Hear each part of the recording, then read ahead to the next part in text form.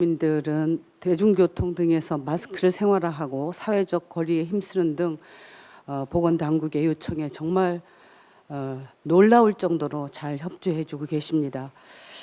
우리나라의 그 방역 시스템은 뿐만이 아니라 이러한 국민들의 자발적인 참여, 국민들이 정부에 대한 신뢰 이런 부분들이 전 세계적으로 코로나19 대응에 대한민국이 성공 모델로 주목받고 있습니다. 여론조사에 의해서도 그렇고 우리 국민들이 대다수는 정부가 잘하고 있다, 그리고 앞으로 잘할 것이다 라고 하는 신뢰를 갖고 계시고, 최근에는 저희들이 만나는 지역 주민들도 보면 대한민국 국민으로서의 자부심까지 느끼고 계신 것 같습니다. 그렇지만 상황은 참 녹록지 않은 것 같습니다.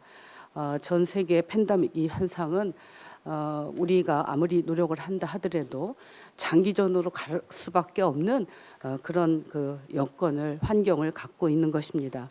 그렇기 때문에 정부에서도 앞으로는 방역 전략에 대한 수정을 고민을 하고 있고요. 무엇보다도 미국, 유럽 등 외부에서 들어오는 역류입에 대한 적극적인 조치가 필요한 것 같습니다.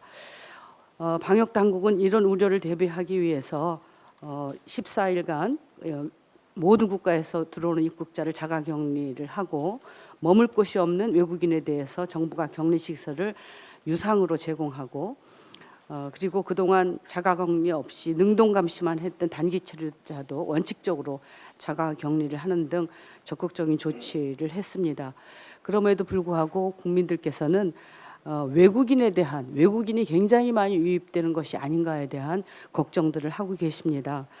29일 밤을 기준으로 해서 9시를 기준으로 해서 보면 총 입국자가 6,721명인데요. 그 중에서 외국인이 1,877명이었습니다. 그런데 총 입국자 중에서 입국 과정에서 발견된 유증상자가 290명이고 유증상자 중에서 외국인이 13명으로 4.5%를 차지했습니다.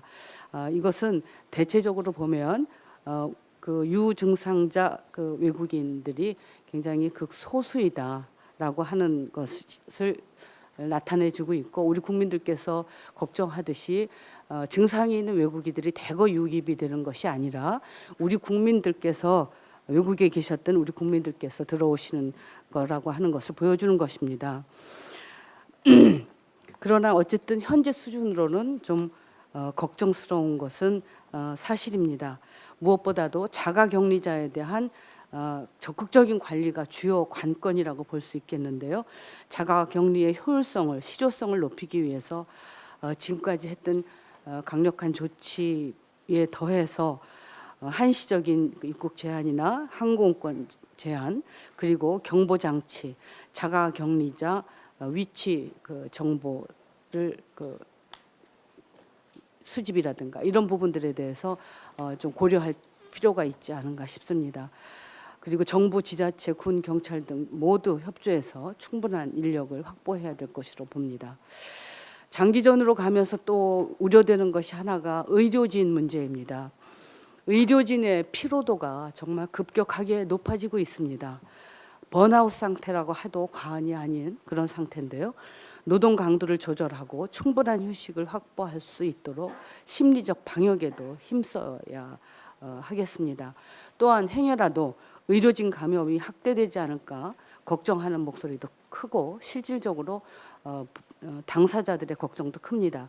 의료진 감염이 확대되면 감염 확산뿐만 아니라 방역 시스템 자체에도 심각한 위해가 발생할 수 있어서 사전에 차단할 수 있는 조치가 필요합니다. 의료진 감염 예방을 위해서 질 좋은 개인보호 장비 물량을 충분히 확보하고 감염 차단을 위한 안전시설도 갖출 수 있도록 정부가 적극적으로 지원해 주기 바랍니다. 현재 방역에 투입되어 있는 의료진들의 역량을 고려해서 장기적인 계획을 짤 필요가 있습니다. 앞서서 말씀드렸다시피 이 코로나19 사태가 이제는 장기전으로 전략을 전환을 해 나가야 되는데, 이때를 대비해서 추가로 투입할 가능한 의료진도 확보해 두는 것이 굉장히 중요합니다. 그리고 무엇보다 의료진들의 사기 진작을 위한 충분한 보상책을 마련하는 것이 중요하고, 기존의 의료기관 종사자를 포함해서 적절한 보상이 이루어지도록 정부가 적극적으로 계획하고 지원해 주기 바랍니다. 앞서서 말씀드렸다시피 이 코로나19는 단시일에 우리가 종식되기는 어려운 상황에 도래했습니다. 이제 우리가 이런 장기전에 맞는 그런 전략을 정부가 적극적으로 수립할 때라고 생각합니다. 이상입니다.